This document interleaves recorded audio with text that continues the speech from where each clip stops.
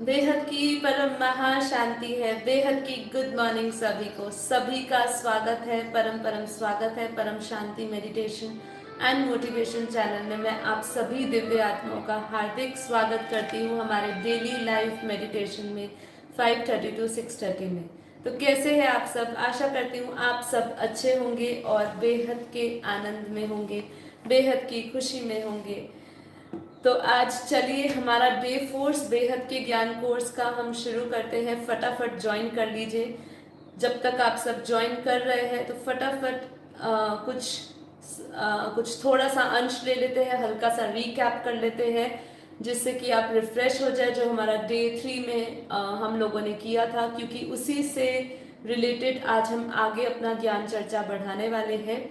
तो जैसे कि आप सब भी टाइटल भी पढ़ रहे हैं, आज हम सृष्टि की उत्पत्ति की बात करने वाले हैं, उसके बारे में बात करेंगे और साथ ही साथ इस ब्रह्मांड के बारे में बात करेंगे।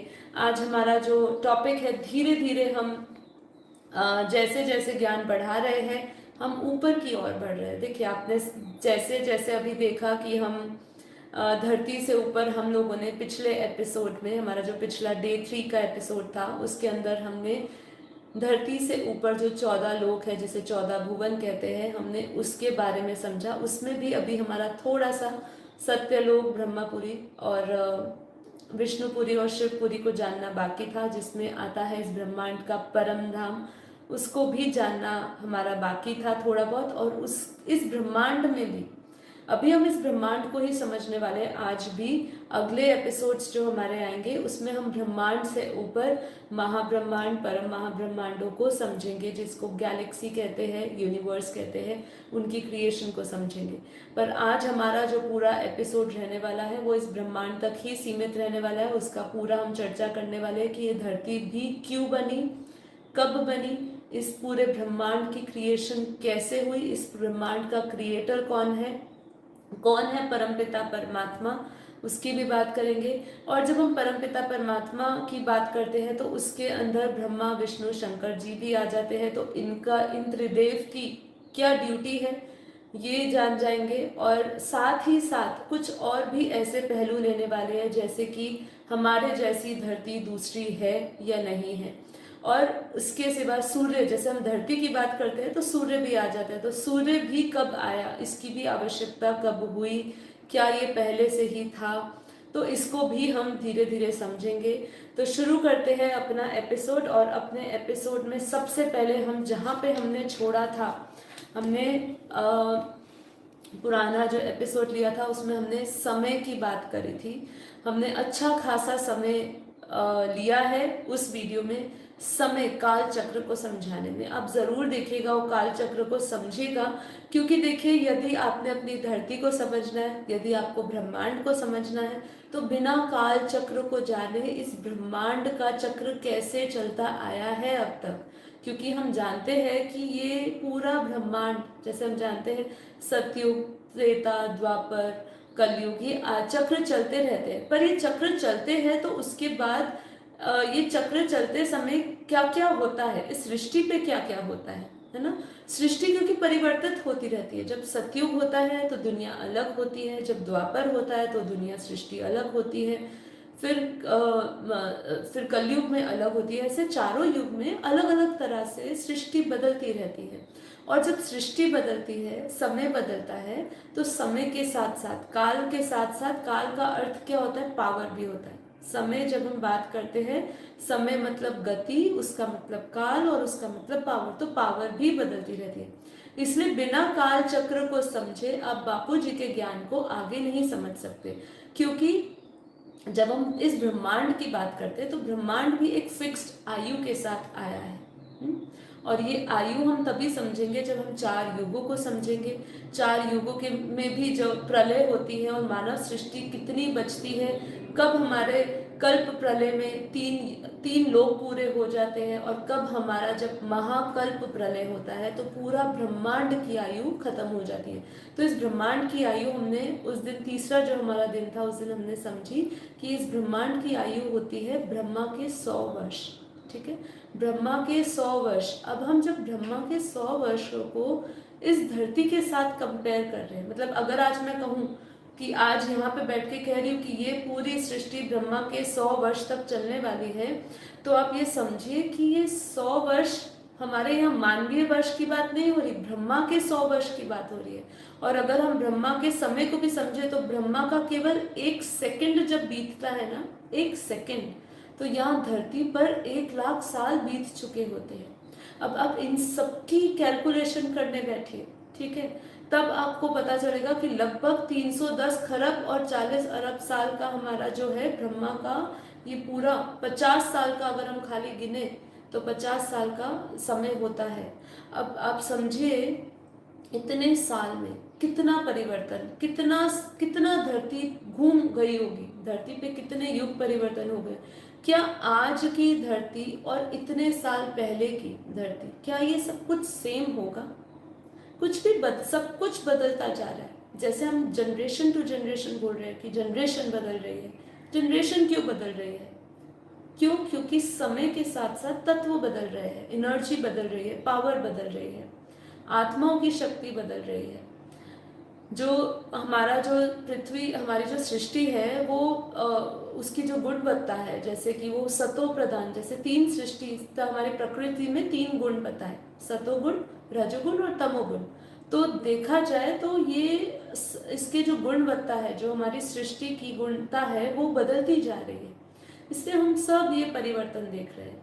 अब हमने जब लास्ट टाइम पढ़ा था तो हमने पढ़ा था कि हम लोगों ने महरलोक लिया था, जनलोक लिया था, फिर तपलोक लिया था, और फिर हमने समझा था कि तपलोक में भी बड़े बड़े ऋषि मुनि आत्माएं, संत आत्माएं जो होती है, जैसे कि जब हम महरलोक की बात करते हैं तो ज्ञानी आत्माएं वहां तक पहुंचती है। क्यों ज्ञानी कहा? क्योंकि वो स्वर्ग लोक को छोड़ के कौन से लोक में आती है? महरलोक। तो स्वर्ग का सुख, ऐश्वर्य कौन छोड़ेगा? क्योंकि वो भोग योनि है, वहां तो आपको सिर्फ भोगना ही है।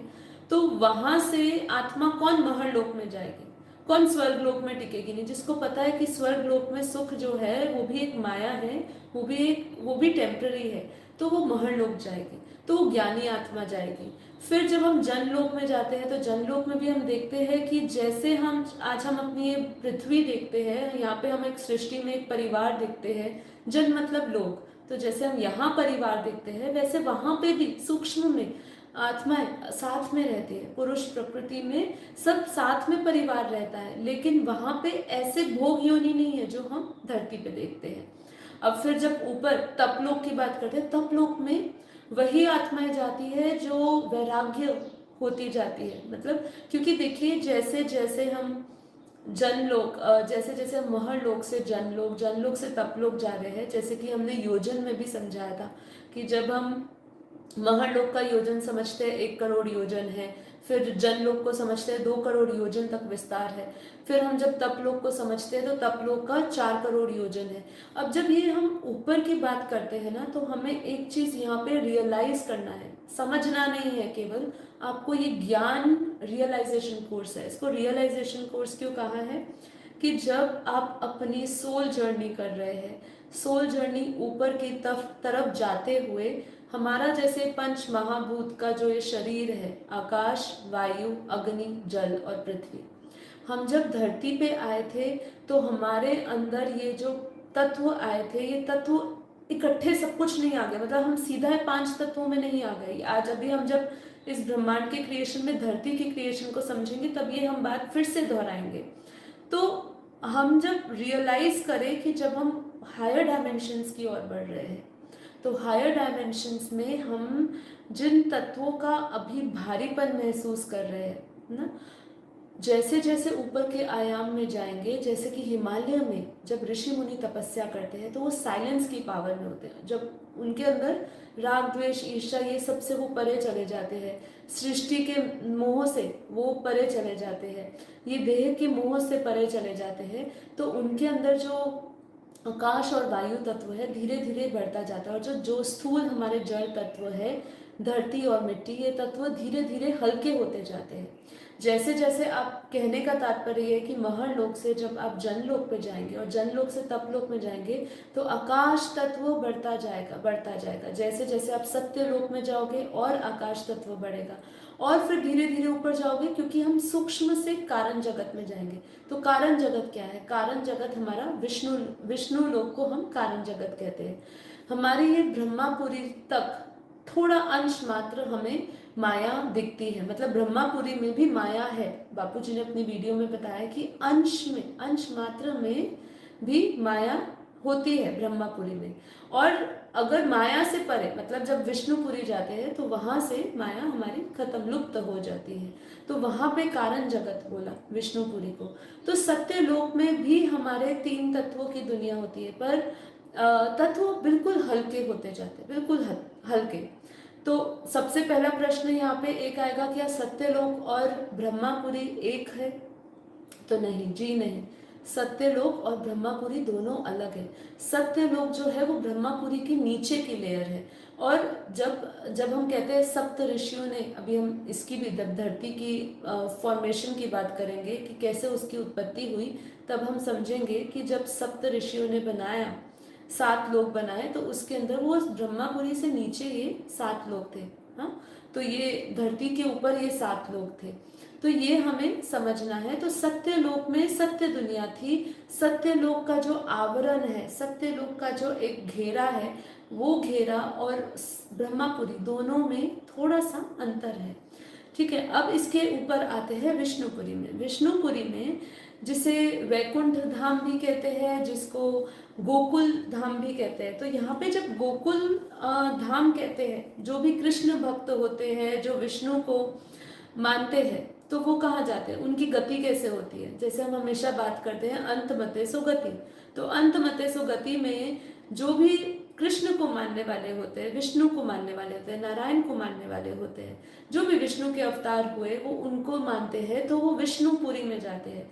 यहाँ पे बापूजी ने एक चीज बहुत ही वंडरफुल बताई थी अपनी एक वीडियो में, जब मैं उनकी वीडियो सुन रही थी, कि जहाँ पे गोकुल की बात हुई है ना, ऐसे महागोकुल भी है। जैसे हम आगे जब इस ब्रह्मांड से ऊपर महाब्रह्मांड को समझेंगे, तब हमें पता चलेगा। क्योंकि देखिए सब कुछ ना इंटर रिलेटेड है, इसलिए आपको हर एपिसोड में थोड़ा सा ऊपर और नीचे दोनों को हम पैरेलल ही लेकर चलने वाले हैं। तो यहाँ जो विष्णुपुरी की बात हो रही है, कई शास्त्रों में ऐसे जो इंसिडेंट्स की बात करी है, कोई ऐसी वाक्य आई है जहाँ पे उन्होंने गोकुल धाम का वर्णन किया, तो वो कहीं कहीं पर महागोकुल धाम है, मतलब महाविष्णु के अंदर भी महागोकुल धाम बोला जाए, कि यहाँ पे सब अपनी अपनी दुनिया बनाए रखे। इसको हम समझने की कोशिश करते हैं यहाँ हद की दुनिया से। सबका घर अलग अलग है, सब अपने अपने दायरे में रहते हैं, अपने अपने घर में रहते हैं। ऐसे ऊपर भी अपने अपने घर है सबके, कह सकते हैं वहाँ पे घर कैसा होगा, अपने अपने गोले हैं, अपना अपना एक ब्रह्मांड, अपना अपना एक दायरा बना के रखा हुआ है। वहाँ पे दायरा कैसा होता है? वहाँ दायरा पावर्स का होता है, एनर्जीज का होता है। मतलब वहाँ आपको ऐसे सूक्ष्म बाउंड्रीज नहीं दिखेगी पत्थर दीवारों की, वहाँ पे एनर्जी के घेरे हैं, गोले हैं, वो अलग अलग गोले अलग अलग एनर्जी के हैं। तो ऐसे विष्णुपुरी में, जिसको कारण जगत कहा गया, वहाँ पे हल्का परम तत्व होता है। विष्णुपुरी में हल्का परम तत्व होता है। विष्णुपुरी में 50% परम तत्व की दुनिया और 50% तीर्थ तत्वों की दुनिया, हल्के परम तत्व की दुनिया होती है वहाँ पे।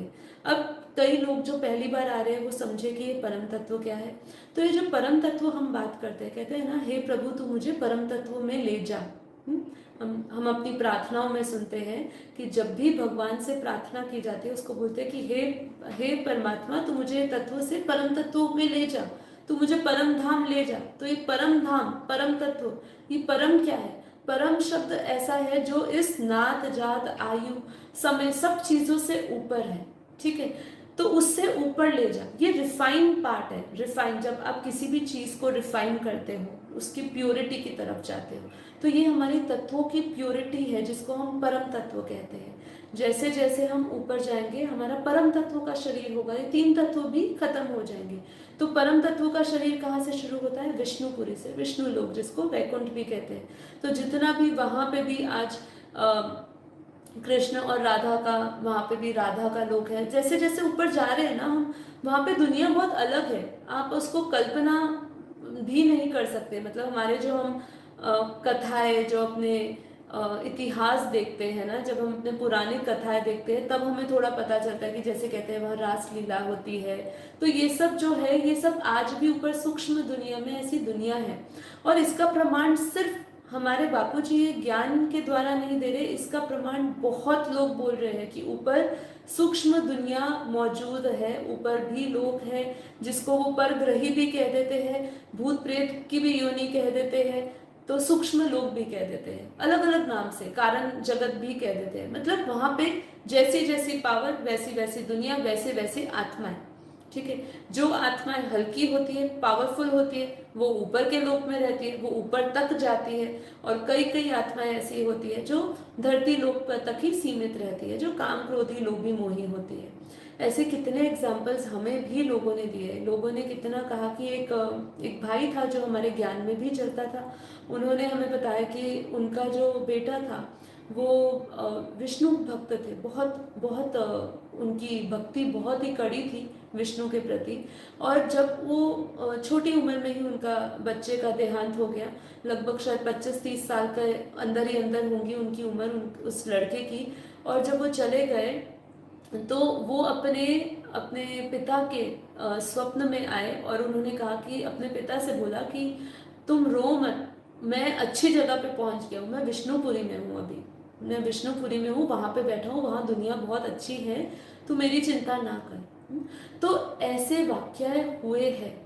जो धरती से अच्छी आत्माएं जाती है, जो ज्ञान सुनती है, समझती है, जिनको पता होता है कि यहाँ धरती पर वापस जन्म लेने में दुख ही है, तो जन्म नहीं लेती, वो अपना ऊपर की ओर याद करती है और ऊपर यात्रा अपनी चालू करती है। अब इस शिवपुरी, इस ब्रह्मांड के, जब हम विष्णुपुरी की बात कर रहे हैं, इससे ऊपर आता है शिवपुरी। शिवपुरी में कौन रहता है? क्योंकि अभी हम यहाँ पे शिव और शंकर के भी बीच में अंतर समझेंगे, जो बहुत इंपॉर्टेंट है।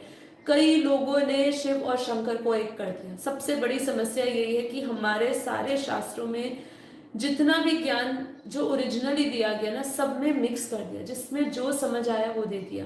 हम यहाँ पे जो अपनी समझ से समझ रहे हैं वो हम खुद नहीं समझ रहे, हमें बापूजी बता रहे हैं। और वो अपनी दिव्य दृष्टि से शास्त्रों के अध्ययन करके, पुराणों को, वेदों को, शास्त्रों को, उपनिषदों को पढ़ के ये सब अध्ययन किया गया है और ये बताया गया है।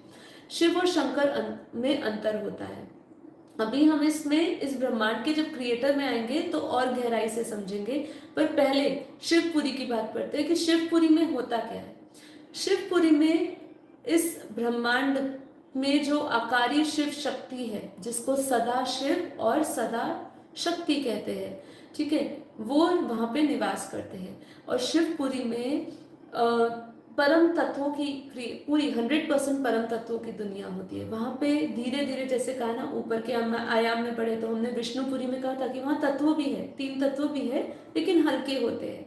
फिर जब हम ऊपर की ओर शिवपुरी पढ़े, वहां पे शिवपुरी में तत्व जो है वो खत्म होकर परम तत्वों की दुनिया होती है, हल्की दुनिया होती है। वहां पे सदा शिव और सदा शक्ति, जिसको आदि शिव या आदि शक्ति भी कह सकते हैं, उन्होंने किसकी क्रिएशन करी वो हम फॉर्मेशन ऑफ, जब धरती की उत्पत्ति, सृष्टि के राज को समझेंगे तो बात करेंगे।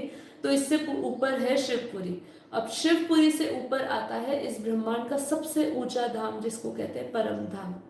कहता है ना भगवान गीता में, क्या कहता है, तू दे सर्व संबंध भूल, दे और दे के सर्व संबंध भूल, मुझ परमात्मा को याद कर, मैं तेरे सारे पापों का विनाश करके, विकन विनाश करके तुझे उच्चते उच्च परम धाम ले जाऊंगा। ठीक है, तो ये परम धाम जो है, इस ब्रह्मांड का परम धाम की बात हो रही है। अभी हम आगे समझेंगे कि और कितने परम धाम है और कितने ब्रह्मांड है, वो भी हम समझेंगे। पर अभी के लिए आप इतना समझिए कि इस ब्रह्मांड का भी एक परम धाम, जो सबसे श्रेष्ठ है, सबसे ऊंचा धाम है, जहाँ पे आत्माएं निराकारी, निर्विकार, निर्लेप होती है। और उसका मालिक जो है, उसका शिव निराकार होता है, जिसे पर ब्रह्म परमेश्वर कहा, हाँ, परम पिता परमात्मा कहा। ठीक है, वो किसकी क्रिएशन करता है ये हम अभी समझेंगे। वो कैसे ये ब्रह्मांड की पूरी रचना होती है, ये अब आने वाले टाइम में समझ रहे हैं। ठीक है, सबसे पहले शिव और शंकर में भेद समझ लेते हैं, इसको आगे बढ़ने से पहले। देखिए जो शिव है, शिव की जब भी बात होती है वो शिव निराकार की बात होती है। शिव निराकार परम धाम में रहते हैं, ठीक है। वो निराकार है, निर्लेप है, निरंजन है, निर्विकार है, निर्गुण है, त्रिगुणातीत है, ठीक है। जब भी हम भगवान के निराकार रूप को समझते हैं, हमेशा जब भी हम क्रिएशन की बात करते हैं तो तीन परमात्मा के स्वरूप कह दिए, ठीक है। मोटे रूप से जब हम शास्त्रों का अध्ययन करते हैं तो वहां पर साकारी, सगुण और निर्गुण निराकारी परमात्मा की बात की जाती है। वहां पे आकारी रूप को नहीं समझा ज्यादा जाता है, ठीक है। वो एक अव्यक्त रूप है। जब हम आकारी रूप की बात करते हैं वो अव्यक्त रूप है परमात्मा का, प्रकाशमय रूप है।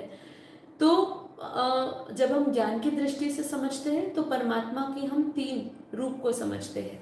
परमात्मा के निराकारी रूप जो निर्गुण है, निर्विकार है, त्रिगुणातीत है, ठीक है, सभी गुणों से परे है और निर्लेप है, उस पर किसी चीज का लेप छेप नहीं लगता, निरंजन है, अनंत है वो, ठीक है। कर्मों से भी अतीत है, भावातीत है, ठीक है, अरूप है, उसका कोई भी रूप नहीं है, ठीक है। फिर शिव को हम क्या बोलेंगे, वो शिव की जब भी बात करी जाए तो वो हो गया निराकार परम धाम। अभी शंकर कौन है? शंकर जी की हम जब भी बात करते हैं तो वो आकारी शिव। जब हम बात करते हैं शिवपुरी में कौन रहता है, जब हम इस ब्रह्मांड के 14 लोगों को समझ रहे हैं तो परम धाम के नीचे जब हम शिवपुरी की बात कर रहे हैं, शिवलोक की बात कर रहे हैं, तो वहां पे जो आकारी शिव शक्ति की बात हो रही है, वो जो आकारी शिव है उन्हीं का अवतरित, अब उन्हीं का अवतार शंकर को कहेंगे। वो साकार रूप में उन्होंने पाठ बजाया था। जितने भी हम अवतारों को समझते हैं कि शंकर के, रुद्र के इतने अवतार हुए, वो कोई कोई रूप जो है वो शिव आकारी के अवतार हुए, कोई शंकर के भी अवतार हुए। बापू जी ने अपनी वीडियो में बहुत ही गहराई से क्लियर किया है कि ऐसे अवतार हुए, तो कोई कोई शिव आकारी के भी अवतार हुए और कोई कोई जो है वो अवतार शंकर जी के भी अवतार हुए। तो शिव और शंकर अलग है। शंकर जो है वो अवतारी है, वो अवतार है, ठीक है। शिव जो है वो तो परमपिता परमात्मा, जिसको पर ब्रह्म कह दिया, वो है। और जो शंकर है वो आकारी रूप का अवतार है। उन्होंने यहाँ पे धरती पर अलग अलग समय पर पाठ बजाया, अलग अलग अवतार लिए उन्होंने। और जब भी बात होती है शंकर की, ठीक है, आज भी शंकर, जैसे कैलाश मानसरोवर में देखा जाए तो बापूजी ने बताया कि आज भी शंकर भगवान शंकर अपने पूरे परिवार के साथ मौजूद है कैलाश पर्वत पे, मानसरोवर में, जहाँ लोग जाते हैं रथ यात्रा में जाते हैं मानसरोवर में, वहां पे कैलाश पर्वत पे आज भी भगवान शंकर अपने पूरे परिवार के साथ, गणेश कार्तिकी के साथ वहाँ सूक्ष्म रूप में रहते हैं और कई आत्माओं को वहाँ पे अनुभव भी होता है। जैसे कहते हैं कि हम वहाँ जाते हैं कैलाश में तो हमें भगवान के साक्षात दर्शन होते हैं। कितने भक्त लोग जब वहाँ पे उस यात्रा पे निकलते हैं और जब वो अपना आफ्टर एक्सपीरियंस शेयर करते हैं तो वो कहते हैं कि हमें परमात्मा के साक्षात दर्शन हुए। तो वहाँ पे भी अभी भी वो सूक्ष्म रूप में बैठे हैं, लोगों को, भक्तों को दर्शन देते हैं, जो श्रद्धा से जाते हैं, जो उनकी शरण में जाते हैं, उनको आशीर्वाद देते हैं, उनका फल की, उनकी जो भक्ति का फल है वो उनको मिलता है, ठीक। तो यहाँ हमें सबसे पहले समझना है कि शिव शंकर एक नहीं है, शिव शंकर एक नहीं है। ये हमें क्लैरिटी चाहिए अपने माइंड में, जो भक्ति मार्ग में उन्होंने एक कर दिया, ठीक है। अब आगे हम समझेंगे, अब इस धरती, ये सृष्टि की क्रिएशन कब हुई, क्यों हुई, इस ब्रह्मांड की क्रिएशन किसने करी और इसके क्रिएटर कौन है। तो बापूजी की एक बहुत ही अच्छी वीडियो आई है जिसमें बापूजी ने समझाया है कि इस ब्रह्मांड का क्रिएटर कौन है, इस ब्रह्मांड की सृष्टि का क्रिएटर कौन है, समझना होगा। ब्रह्मांड की सृष्टि का क्रिएटर, जो हमारी सृष्टि है, धरती है, इसका क्रिएटर कौन हुआ। तो इसको समझने के लिए हमें इस ब्रह्मांड को पहले समझना है कि ये ब्रह्मांड की क्रिएशन किसने करी, क्यों करी। तो अब हम समझ रहे हैं कि ब्रह्मांड का सबसे ऊपर वाला, जो हमने आयाम की बात करी है, सबसे ऊपर परम धाम की बात करी, जो सर्वश्रेष्ठ सबसे ऊपर का लोक है, जिसको परम धाम कहते हैं, उच्चते उच्च धाम, जहाँ पे शिव निराकार रूप में रहते हैं। अब जब क्रिएशन की हम बात करते हैं तो सबसे पहले जब शिव में एक से अनेक होने का जब संकल्प आया, है ना, सूक्ष्म, ये बहुत सूक्ष्म बातें हैं। देखिए हम इसको समझेंगे कि शिव का भी आगे क्रिएटर होता है, वो हम बाद में समझेंगे, लेकिन स्वयंभू किसको कहा गया है ना, ये हम अभी बात करेंगे कि स्वयंभू किसको कहा गया। एक मिनट। हाँ, स्वयंभू भी किसको कहा गया और क्रिएशन किसने शुरू करी। तो जो संकल्प आया एक से अनेक होने का, ये संकल्प आया शिव में, शिव निराकार में। जब एक छोटा सा संकल्प आया एक से अनेक होने का, तो उन्होंने अपने ही अंदर से आकारी शिव की रचना करी। तो उन्होंने सबसे पहले अपने अंदर से आकारी शिव को निकाला, जिसे सदाशिव भी कहते हैं। ठीक है, आदि शिव कहे, सदाशिव कहे, उन्होंने अपने भीतर से सदाशिव निकाला। और फिर सदाशिव ने, आकारी शिव ने अपने अंदर से शक्ति निकाली। ठीक है, जिसको सदा शक्ति कहेंगे। अब जब यहाँ पे ये क्रिएशन हुई आकारी में, फिर सदाशिव और सदा शक्ति ने अपने अंदर से कंबाइंड रूप से उन्होंने विष्णु निकाला। ठीक है, विष्णु। तो तीसरा जो तीसरी रचना हुई, मतलब जब किसने करी, ये शिव ने नहीं करी, हमें समझना है। शिव निराकार तो सिर्फ अपने भीतर से, अपने अंदर से सिर्फ आकारी शिव, जिसको सदा शिव कहते हैं, उसकी रचना करी। लेकिन सदा शिव ने सदा शक्ति को निकाला, और सदा शिव और सदा शक्ति ने मिलकर विष्णु को निकाला। और हम सभी जानते हैं अपने ज्ञान में और शास्त्रों में कि कहा कि ब्रह्मा जो विष्णु की नाभि से ब्रह्मा निकले। तो ब्रह्मा, विष्णु कौन है, वो लक्ष्मी और नारायण का कंबाइंड रूप को विष्णु कहते हैं। लक्ष्मी नारायण के कंबाइंड रूप को विष्णु बोला, और उनकी नाभि से ब्रह्मा निकला। अब यहाँ पे ब्रह्मा को क्या कहेंगे, ब्रह्मा है प्रजापिता ब्रह्मा। उनको क्यों कहा, क्योंकि वो है इस सृष्टि के क्रिएटर। बापूजी ने ये वीडियो में, नई जो वीडियो हमारी रिलीज हुई, और देखिए ये वीडियो जब सुनी ना, तो मुझे ध्यान आया, हमने, हमारी बापूजी की एक वीडियो है, प्लेलिस्ट है फॉर द बिगनर्स। जो पहली बार सुन रहे हैं इस एपिसोड को, जो ये पूरा 10 डेज का कोर्स फर्स्ट टाइम कर रहे हैं, हमारे बापूजी की वीडियोस है उनके चैनल पे, बापूजी दशरथ भाई पटेल के चैनल पे आप जाएंगे, फॉर द बिगनर्स करके प्लेलिस्ट है, उसके अंदर मैं वही वीडियोस को एक बार रिपीट मोड पे सुन रही थी। तो ये जो बापूजी ने आज कहा ना, ये चीज अगर हमें अभी नहीं समझ आई थी, इसलिए बापूजी ने शायद इस पे वापस भार डाला होगा। लेकिन वो जो पुरानी वीडियो थी, मैंने उस वीडियो में समझा कि उस वीडियो में भी बापूजी ने कहा है कि प्रजापिता ब्रह्मा ही वो क्रिएशन करता है। किसकी क्रिएशन करता है, वो जो सप्त ऋषि बोले, सबसे पहले जो 7 परम पुरुष, अपने जैसे ही ब्रह्मा ने अपने समान ही 7 परम पुरुष, जिसे सप्त ऋषि कहे, जिन्होंने नीचे 7 लोक बनाए, उनकी क्रिएशन करे। ठीक है, तो ये बापूजी ने पहले भी कहा था, कितने साल पहले, 8 साल, हम वो पुरानी वीडियोस को देखे जो लगभग 10 साल पुरानी होगी, तो वो वीडियोस को देखे, तब भी बापूजी ने कहा। तो ये हमें समझना है कि जो शिव है, वो निर्गुण निराकार है, वो परम पिता परमात्मा परब्रह्म परमेश्वर कहा, लेकिन वो नहीं क्रिएशन करता है। जो सृष्टि की क्रिएशन होती है, वो तो क्रिएशन सिर्फ प्रजापिता ब्रह्मा करता है।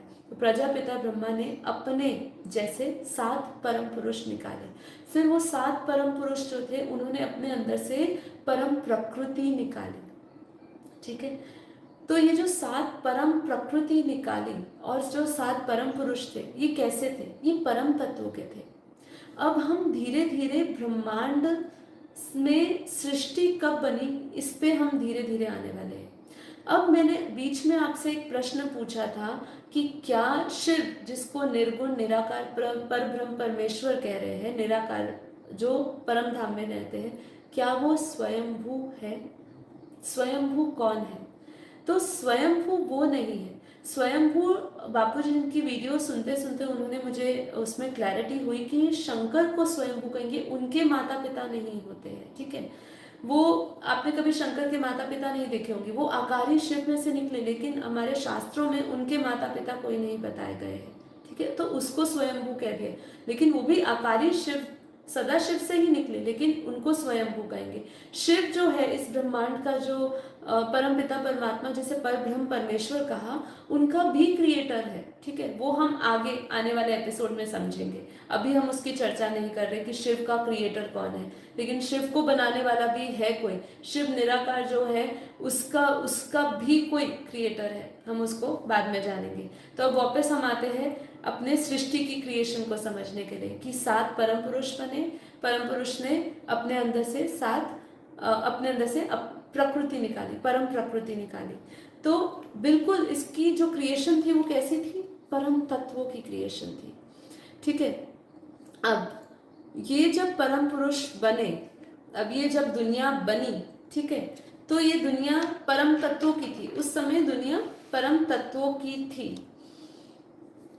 अब ये धरती को बने हुए अगर हम विज्ञान की दृष्टि से समझे तो 4.54 बिलियन ईयर्स अगो हमारी ये विज्ञान कहता है कि ये धरती बनी होगी हमारी। ठीक है, ये धरती का समय तब बताया। और अगर हम यूनिवर्स को समझे तो ये पूरा यूनिवर्स 13.4 बिलियन ईयर्स पहले ये धरती बनी, ये यूनिवर्स बना था।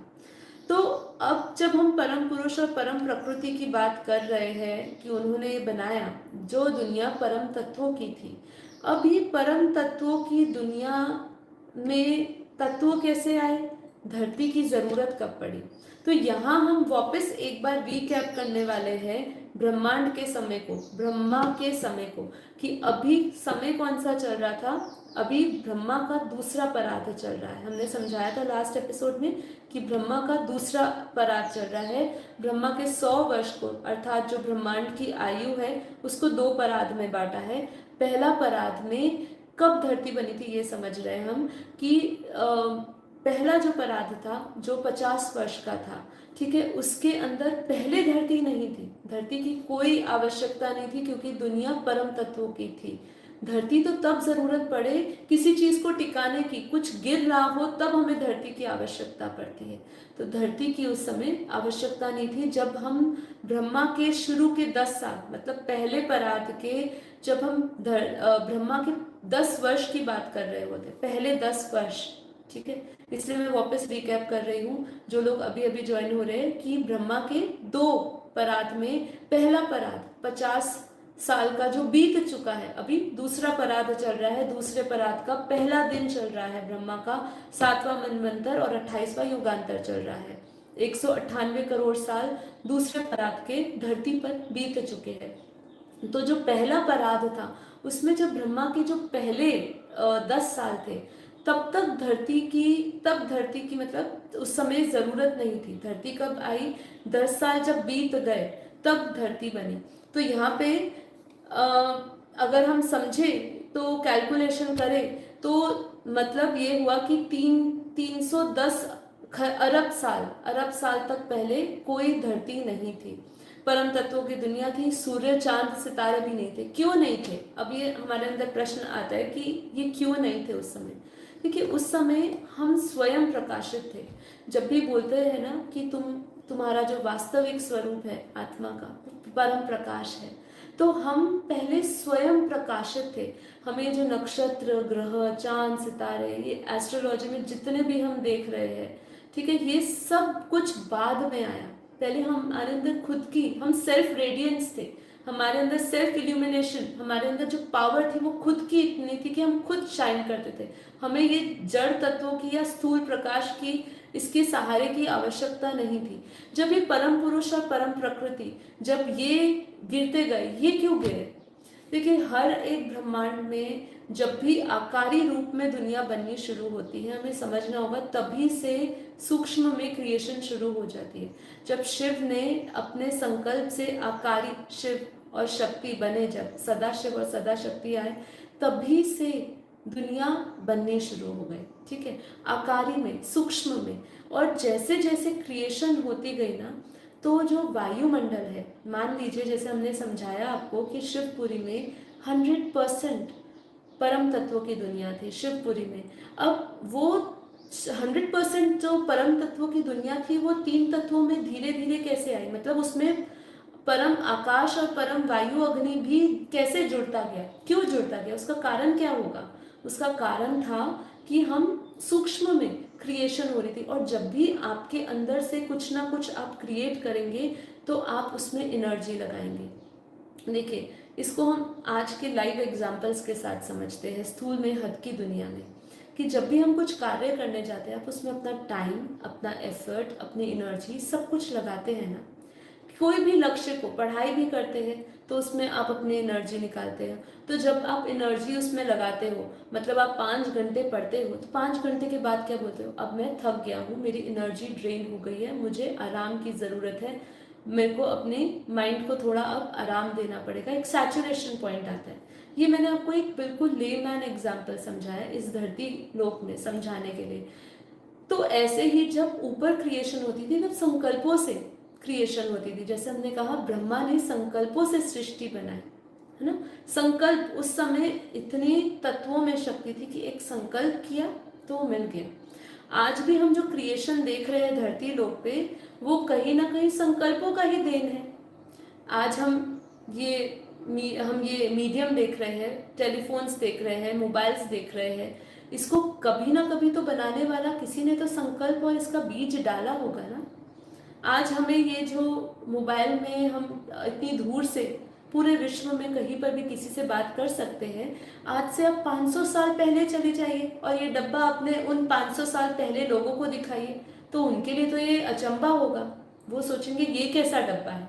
जैसे कि हमने एक इंसिडेंट पढ़ा था, उसको आगे हम बात करेंगे कि कोई भी ऊपर की डायमेंशन की चीज़ यहाँ धरती पर आ जाती है तो हमें लगता है कि क्या अजीबोगरीब है चीज़ें हैं, पर वो चीज़ उनके लिए नई नहीं है। अब हमारे लिए ये टेक्नोलॉजी पुरानी हो चुकी है, हमारे लिए आज छोटा से छोटा 5 साल के बच्चे के लिए भी ये टेक्नोलॉजी नई नहीं है। उसको तो उठते ही मोबाइल पता है क्या होता है, लेकिन अगर उनके परदादा को दिखा दिया जाए तो वो क्या बोलेंगे, ये क्या खिलौना है, ये क्या डब्बा है। उन्होंने कभी कल्पना नहीं करी होगी इससे वो कई किलोमीटर दूर समुद्र पार आप किसी से बात कर सकते हो, किसी को देख सकते हो। ठीक है, तो ये सब पहले भी हुआ। जैसे हमने रामायण में भी देखा कि रावण के पास जो विमान था वो मन की गति से चलता था, उसमें भी बैठने वाले जो लोग थे वो जैसा आकार बदल देते थे, जैसे ही उस पर आप चढ़ते थे, जो विमान था, कहा जाता था कि उनके रावण का जो विमान था उस पर जैसे ही चढ़ते थे उसका मन आकार बदल लेता था वो। ठीक है, तो ये सब शक्तियां पहले थी। आज उसको ना समझ आए और आप उस पर यकीन ना करें, इसलिए मैंने आपको जितना हो सके स्थूल एग्जाम्पल दे रही हूँ कि ये सब चीज़ें आज भी होती आई है, और शायद आने वाले समय में भी हम जब टेक्नोलॉजी का इतना विशाल रूप देखेंगे आने वाले शायद 1 साल 2 साल में, तो हमें अचंभा होगा कि भाई पहले तो लोग इधर से उधर जाने में हवाई जहाज की कल्पना भी नहीं कर सकते थे। आज हम एरोप्लेन्स देख रहे हैं, हेलीकॉप्टर्स देख रहे हैं, गाड़ियां देख रहे हैं। अब धीरे धीरे जब हमारे रिसोर्सेज पूरे हो रहे हैं तो हम देखेंगे आने वाले टाइम में कि हाइड्रोजन से चल रही है, यूरेनियम से चल रही है, पता नहीं कौन कौन से तत्वों से, कौन कौन सी एनर्जी से हम अपने ये जो विकास होता जा रहा है, हम अपने व्हीकल्स को चलते हुए देखेंगे। तो ये सब जो है संकल्पों का खेल है। अब ये हमने स्थूल सृष्टि में समझा, ऐसे ही ऊपर भी ऊपर तो संकल्पों की शक्ति और जबरदस्त होती है, क्योंकि ऊपर से जब नीचे आए तब तो संकल्प पावरफुल थे, एनर्जी थी, पावर थी, आत्माओं में पावर थी। तो उस समय क्रिएशन कर करके जो परम पुरुष परम प्रकृति थे, वो अपने अंदर से वो ही परम पुरुष प्रकृति की जितनी भी रचना थी, धीरे धीरे वो ही देवी देवता बनने लगे। तो वही देवी देवता, 33 कोटि देवी देवता कहो या जितने भी थे, वो सभी 3 तत्वों में आने लगे। इसलिए हमने जब स्वर्ग लोक में समझाया कि देवी देवताओं का शरीर कैसा था, 3 तत्वों का था, आकाश, वायु, अग्नि। अब जब ये पूरे देवी देवता नीचे गिर रहे थे तब जरूरत पड़ी कि गिरते हुए कहाँ टिकेंगे। जब आप समझे पूरी एक स्पेस है, क्योंकि जितनी भी क्रिएशन हुई वो हमारी कब हुई, जरूरत के अनुसार हुई है। देखिए, जब जिस की जरूरत पड़ी है तब क्रिएशन हुई है उसकी। जब हम खुद ही इतने प्रकाशित थे तो सूर्य की जरूरत नहीं थी। जब हमें धरती की जरूरत नहीं थी क्योंकि हम परम तत्वों में थे, परम प्रकाश में थे। अब जब जैसे जैसे देवी देवता नीचे गिरने लगे, वही परम पुरुष, परम प्रकृति जब अपनी पूरी रचना जो क्रिएशन उनसे होती गई, उन्होंने भी अपने जैसे और क्रिएट करे, और वो क्रिएशन भी जैसे जैसे अलग अलग संकल्पों से क्रिएट किया, धरती बनाई उन्होंने, अलग अलग अपने अपने ब्रह्मांड बनाए, अपनी अपनी क्रिएशन करी, पेड़ पौधे बने, जितने भी उन्होंने क्रिएशन सूक्ष्म सूक्ष्म से करे, सूक्ष्म तरीके से करे, संकल्पों से करे, उनकी एनर्जी लॉस होती गई और वो देवी देवता बन गए। और वही देवी देवता गिरते गिरते गिरते गिरते इस मनुष्य रूप में आ गए। और जब ये देवी देवता गिरने लगे, तब 5 तत्वों की तब ये धरती को बनाया गया। अब जब ये धरती शुरू में बनी थी, लगभग ब्रह्मा के 10 साल के बाद, ब्रह्मा का जो पहला परात था उसका 10 साल बीतने के बाद, ठीक है, मतलब समझ लीजिए अगर हम कैलकुलेशन करें तो ब्रह्मा के 40 पहले परात के 40 साल पहले लगभग धरती बनी है। तो तब धरती भी हल्की थी, उसका जो तत्व था, उसका जो रेशो था, उसके अंदर जो कॉम्पोजिशन है, आकाश, वायु, अग्नि, जल, धरती, वो हल्के थे। ऐसी स्थूल जड़ हम जो मिट्टी और जल तत्व देख रहे हैं, ऐसी तमो प्रधान दुनिया नहीं थी, उस समय सतो प्रधान दुनिया थी, उस समय बनी ही थी। उस समय भी जो देवी देवता थे वो भी हल्के थे, जैसी सृष्टि वैसी रचना थी, जैसे इसलिए कहते हैं यथा ब्रह्मांडे तथा पिंडे। तो वो ही, उसके बाद भी क्रिएशन तो रुकी नहीं, क्योंकि क्रिएशन होती गई।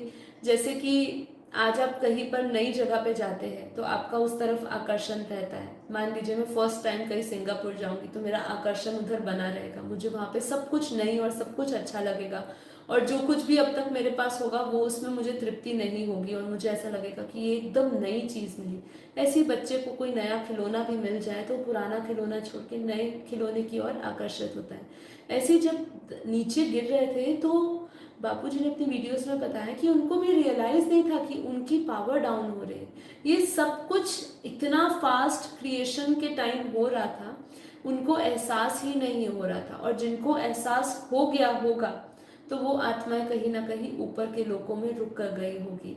इसलिए बापूजी ने कहा जितनी दुनिया हम धरती पर देख रहे हैं, इससे अनंत गुना जितनी पॉपुलेशन हम धरती पे देख रहे हैं, इससे अनंत गुना पॉपुलेशन सूक्ष्म जगत में है, ऊपर आकारी दुनिया है, वहाँ पे दुनिया बसी हुई है, ठीक है। तो वही देवी देवता मनुष्य बने, धरती बनाई गई। अब जब धरती बनाई तो धरती जब बनाई उस समय भी उस शक्तियाँ थी, उस समय भी सूर्य एकदम नहीं बनाया गया। जब देखा कि जब जब धीरे धीरे देवी देवता गिरते हुए घोर अंधेरे की ओर बढ़ता जा रहा है, तत्व एकदम और भारी होते जा रहे हैं, तब सूर्य बनाया गया। उससे पहले तो उनमें खुद ही शक्तियां थी, वो अपने ही प्रकाश से पूरे ब्रह्मांडों को, पूरी जगहों को जगमगाते थे। फिर धीरे धीरे सूर्य बनाया गया। सूर्य बनाया तो कहते हैं, हमारे शास्त्रों में भी इसका वर्णन किया है और बेहद के ज्ञान में भी हमें समझाया है कि पहले समय ऐसा था कि सूर्य जो था वो धरती के चक्र लगाया करता था, क्योंकि जो सूर्य की रोशनी थी वो केवल धरती तक को ही चाहिए थी। मतलब आगे जो ऊपर के जो 7 लोग थे उनको प्रकाश की आवश्यकता नहीं थी।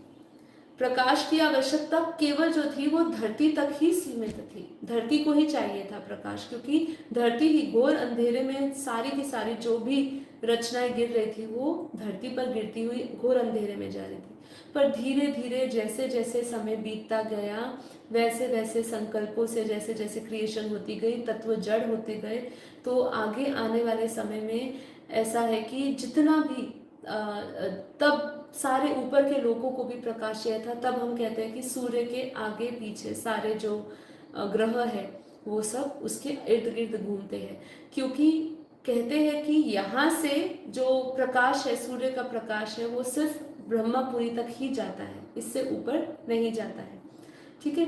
तो ये पूरा क्रिएशन हुआ। और आज हम जब नर्क की बात करते हैं, जब 55 करोड़ नर्क या धरती के नीचे 7 लोक ऊपर समझ लिए, धरती के नीचे 7 लोक भी है, जिसको अतल, वितल, सुतल, तलातल, रसातल, महातल, पाताल। तो जो 7 पाताल लोक है नीचे, वो क्यों बने? जब यही मनुष्य, यही देवी देवता जब मनुष्य बने और यही मनुष्य और घोर अंधकार में बीतते हुए और डाउन होती गई इनकी पावर। यही जो थे पशु समान बन गए, यही राक्षस बन गए, यही दानव बन गए, और यही जो है धीरे धीरे नर्क बने, और वहां पर भी हम उनकी दुनिया, राक्षसों की या दानवों की दुनिया देखते हैं। आत्माएं एकदम उनकी शक्तियां एकदम क्षीण हो गई, और वो एकदम लोएस्ट क्वालिटी में चली गई और लोएस्ट डायमेंशन में चली गई। उसके बाद हम देखते हैं अपने धरती के आसपास भी जो पत्थर के समान जो हम एस्ट्रॉइड्स को घूमते हुए देखते हैं, ये बापूजी ने ज्ञान में हमें समझाया कि यही 55 करोड़ नर्क है। तो देखिए, ये पूरा एक ब्रह्मांड का क्रिएशन जो निराकारी शिव से चालू होता है, परम धाम से, और फिर ये पूरी धरती की क्रिएशन हुई। इसको अगर और आपने कुछ जो अंश छूट गए हो, आप बापूजी की वीडियोस देखना, इसमें बापूजी की धरती की क्रिएशन के ऊपर पार्ट 1 पार्ट 2 करके 2 वीडियोस है, जिसमें आप और कुछ जो पहलू रह गए होंगे वो आप गहराई से समझेंगे। तो अब इस सृष्टि का क्या? अभी हमने सृष्टि समझी, इसकी क्रिएशन समझी। अब जब शिव भी, ये ब्रह्मांड की, हमने बोला कि इस ब्रह्मांड की भी आयु होती है। महाकल्प प्रलय होता है तो ब्रह्मा का 100 वर्ष पूरा हो जाता है, और ये एक कल्प पूरा हो जाता है, ठीक है। ब्रह्मा का एक दिन पूरा होते ही एक कल्प पूरा होता है, ब्रह्मा के 100 वर्ष पूरे हो जाते हैं। तो ये पूरा ये जो शिव है वो सूर्य में प्रवेश करके काल अग्नि पैदा करके पूरे ब्रह्मांड को अपने अंदर समा लेता है, पूरे ब्रह्मांड को अग्नि से जला देता है, ठीक है। अब इसकी आवश्यकता क्यों होती है? जैसे कि हमने समझा कि जब उन्हीं की क्रिएशन, जो ये जो प्रजापिता ब्रह्मा ने जो एक क्रिएशन करी, ये पूरी क्रिएशन जब तमो प्रधान बन जाती है, ठीक है, तब शिव देखता है कि अब उसके कंट्रोल में ये पूरे, वैसे तो कंट्रोलिंग पावर किसको दी है? ब्रह्मा जो है वो क्रिएशन करते हैं, पालना विष्णु करते हैं, और शंकर विध्वंस करते हैं। जब उनके तीनों से ये पूरी सृष्टि हाथ में नहीं रहती है, उनके कंट्रोल में नहीं रहती है, क्योंकि इनको भी, ब्रह्मा विष्णु शंकर जी को भी इनकी भी कौन है? आदि शक्ति है। आदि शक्ति भी इनको चलाती है। तो जब देखते हैं कि ये सब नहीं चलता है, तो आदि शक्ति जब देख लेते हैं कि ये सब इनके हाथ से निकल गया, तो शिव को वो डायरेक्शन देते हैं, और जो शिव है वो क्या करते हैं? काल अग्नि पैदा करते हैं, सूर्य में प्रवेश करके पूरे ब्रह्मांड को काल अग्नि से भर देते हैं, और पूरा ब्रह्मांड उनमें समा जाता है। उसको बोलते हैं महाकल्प प्रलय। अब महाकल्प प्रलय तो हो गई, और अब हम देखते हैं कि महाकल्प प्रलय के बाद भी वापस सृष्टि बनती है। अब जब शिव अपने अंदर पूरी नेगेटिविटी समेट लेता है, तो वो भी जीव समान बन जाता है। जब कहते हैं ना शिव ही जीव बन गया, तो क्यों बन गया? शिव जीव कैसे बन सकता है? क्यों बना? इसीलिए ही बना। इसका ही आंसर इसी के अंदर है कि जब पूरे ब्रह्मांड की शक्ति खत्म हो जाती है और वो पूरे नेगेटिव ब्रह्मांड को अपने अंदर समा लेता है, तो उसके अंदर जो नेगेटिविटी आ जाती है उसके अंदर, वही शिव जो है वो जीव बन जाता है। अब जब वो नया ब्रह्मांड बनाता है, तो वो ब्रह्मांड किससे शक्ति लेगा? तो अब यहाँ से हमारा शुरू होता है आगे का ज्ञान, जो हम अगले डे 5 में डिस्कस करने वाले हैं, इस ब्रह्मांड से ऊपर का ज्ञान। जैसे कि हमारे शास्त्रों में कहा गया है कि प्रतिपल अनंत ब्रह्मांड बनते हैं और बिगड़ते हैं। तो प्रतिपल अनंत ब्रह्मांड बनते और बिगड़ते हैं, तो ये कौन से ब्रह्मांड है? इनका क्रिएटर कौन है? और ये शिव की जब हमने बात करी, तो जब शिव जीव समान हो जाता है, तो शिव किससे शक्ति लेकर वापस ब्रह्मांड की क्रिएशन करता है? ये सुनने के लिए, ये जानने के लिए आपको बेहद के ज्ञान के कोर्स की 5th डे के एपिसोड का इंतजार करना पड़ेगा, ठीक है। तो आज हम अपना एपिसोड डे 4 का बेहद के ज्ञान का कोर्स का यहीं पर ही समाप्त करते हैं। आशा करती हूँ अब तक के जो 4 एपिसोड्स हमने डिस्कस करे, आप ये पूरी जर्नी, एटलीस्ट अपनी आत्मा की जर्नी, इस धरती से लेकर अपने इस ब्रह्मांड की बात जब हम करते हैं तो आप समझ पाए होंगे। क्योंकि देखिए, ये जो ब्रह्मांड है, सबसे पहले ये ब्रह्मांड में वापस क्लैरिटी करूं कि ये एक सौर मंडल है। ये जो हम अपने बेहद के ज्ञान से जब भी हम ब्रह्मांड की क्रिएशन की बात कर रहे हैं, तो एक सौर मंडल की बात कर रहे हैं। हमारा ब्रह्मांड जो है एक प्रकाश वर्ष का है। देखिए यहाँ पे एक इम्पॉर्टेंट क्वेश्चन रह गया, सॉरी मैं आगे के 2-5 मिनट और ले लेती हूँ, कि क्या हमारी जैसी धरतियाँ और है, ये प्रश्न लोगों के अंदर आता है। हम इस ब्रह्मांड की बात कर रहे हैं इसलिए इसको भी हम इसी में ले लेते हैं कि जी हाँ, हमारे जैसे ऐसे अनंत ब्रह्मांड है जो हम अगले एपिसोड में समझेंगे, और हमारा जो ब्रह्मांड, हमारी जो धरती है, ऐसी धरती भी और भी ब्रह्मांडों में धरती है, और ब्रह्मांडों के अंदर ब्रह्मा विष्णु शंकर सब कुछ है। थोड़ा सा तत्वों का आगे पीछे है, लेकिन जैसी हम समांतर धरतियां अपनी जैसी देख रहे हैं, सबसे नजदीक की धरती कौन सी है वो भी हम अगले एपिसोड में जानेंगे। क्योंकि जब हम अनंत ब्रह्मांडों की बात करेंगे, पैरेलल यूनिवर्सेस की बात करेंगे, गैलेक्सियों की बात करेंगे, तब हम इस धरती का भी ये पोर्शन को कवर कर लेंगे। ठीक है, तो चलिए वेट करिएगा अगले एपिसोड की, डे 5 की, जो हम थर्सडे करने वाले हैं। तो आज के लिए इतना ही। इस एपिसोड को ज़रूर फिर से दोहराइएगा, रिपीट करिएगा ज्ञान। जो पहली बार ज्ञान को सुन रहे हैं वो डे 1 से इस प्लेलिस्ट में जाइए। डे 1, डे 2, डे 3, डे 4 करके 4 एपिसोड्स हो गए आज को मिला के। तो वो अपनी जर्नी शुरू डे 1 से ही शुरू करिए। और बाकी जानकारी के लिए, यदि आपको ये ज्ञान में इंटरेस्ट जग रहा है, आपकी जिज्ञासा बढ़ रही है, तो हमारे मेन चैनल पे जाइएगा, और वहाँ पे लाइव मेडिटेशन अनंत रात को करवाते हैं रोज़ 10 to 11, तो आप उसको भी ज्वाइन करिएगा। तो चलिए आज के लिए इतना ही। सभी आत्माओं को कोटि कोटि धन्यवाद। तो चलिए अब हम अपने शेष जो हमारे पास समय बाकी है उसमें हम योग करते हैं। तो आंखें बंद कर लीजिए और रिलैक्स हो जाइए।